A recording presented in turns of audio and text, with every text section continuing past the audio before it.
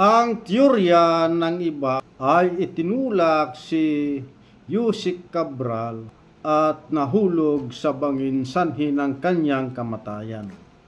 Malayo ito sa mga ebidensya na ipinakita ng medico-legal.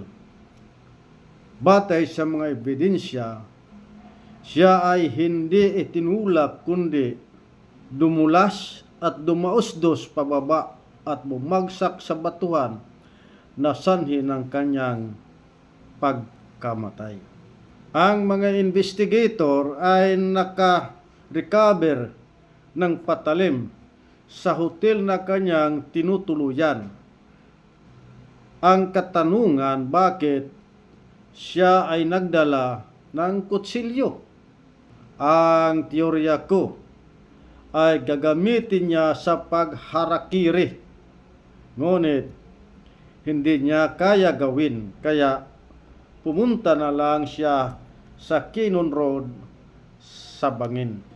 Siya ay nahagip ng dashcam na nakaupo sa pagitan ng konkretong barrier. Ano ang kanyang ginagawa sa lugar na ito? Si Yusek Cabral ay depressed dahil sa pressure ng flood control scandal. Ang teorya ko ay magpapatiwakal siya. Kung titingnan ang dalisdis o slope sa nasabing lugar ay may angle na 10 to 15 degrees at may lalim na 30 meters. Mula sa kanyang posisyon, kung magpatiwakal siya na unang ulo ay hindi siya babagsak direkta sa lapag ng bangin dahil sa dalisdis ng may angle na 10 to 15 degrees.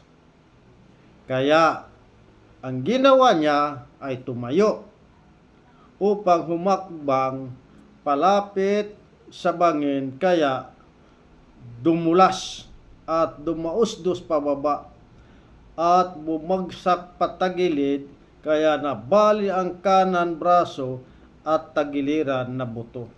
Makikita sa ulat ng medico-legal.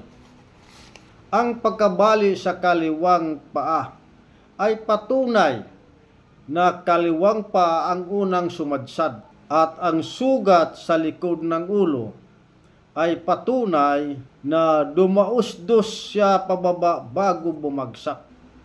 Kung itinulak si Yusek Cabral patalikod, bubulusok na mauna ang ulo dahil ang lakas sa pagtulak sa likod sa balikat ay magbibigay puwersa sa kanya na mauna ang ulo pababa, at pagbagsak, bungo ang unang tatama at mababali ang leg at wasak ang muka. Hindi mababali ang paa.